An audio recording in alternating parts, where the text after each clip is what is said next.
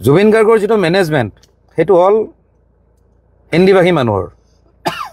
সেইকাৰণে মই এদিন জুবিন দাক সমালোচনা কৰি মই কৈছিলোঁ, জুবিন দাক সিদিনা সমালোচনা কৰিছিলোঁ যে আপুনি এই হিন্দীভাষী মানুহক মেনেজমেণ্টত নাৰাখিব।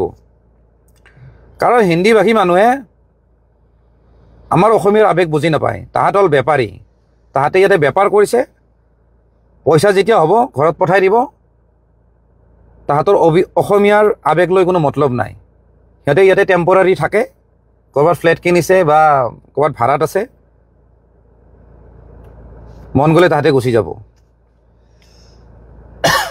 আপোনালোকে জানে বৰ্তমানৰ যিজন সিদ্ধাৰ্থ শৰ্মা সি এজন মাৰোৱাৰী হয়, বিৰাট অসভ্য, বিৰাট হাৰামজাদা। কোনো এজন মানুহক ভাল সন্মান নকৰে সি। মোৰ কথা কোৱা নাই, মোৰ কথা পিছত কয় বাৰু, সেইটো মই নকওঁ। কিন্তু অসমৰ ইমূৰৰ পৰা সিমূৰৰ পৰা যিমান ল'ৰা ছোৱালী জুবিন দাক লগ কৰিব আহে তাহাঁতে বেয়া ব্যৱহাৰ কৰে। সিহঁতে জুবিন দাক সিহঁতৰ বাপেকৰ সম্পত্তি বুলি ভাবে। সেইজন এজন মহা অসভ্য। সি এইখিনি কথা জানিব লাগে যে জুবিন দাই আজি কিমান পেক খাইছে, কেতিয়া শুব লাগে, কাৰণ পিছদিনাখন শ্ব' আছে, কিবা আছে, হেল্থটো যে কিমানখিনি বেয়া, কি ধৰণে তেওঁক মেইনটেইন কৰিব লাগে, সেইটো মেনেজাৰৰ দায়িত্ব হ'ব লাগে। কিন্তু সি ঢকৰাৰ খালি পইচা লাগে, তাৰ বেলেগ কথা কোনো মতলব নাই।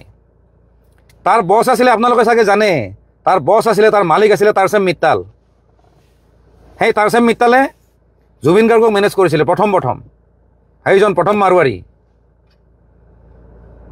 কিন্তু যেতিয়া সেই তাৰচেম মিট্টালে যেতিয়া সুবিধা পালে তেতিয়া বম্বে গুচি গ'ল। তেতিয়া জুবিন গাৰ্গৰ হেৰি বুলি মতলব নাই। তাৰপিছত কুকুৰ এটাক চাব দি গৈছে, এই সিদ্ধাৰ্থ শৰ্মা নামৰ কুকুৰটোক চাব দি গৈছে যে তই চাই থাক, এতিয়া মইতো মালটো কামালোৱে, মই এতিয়া বম্বে যাম, মই এতিয়া সেইফালে লুটিম, এতিয়া তই লুটি থাক।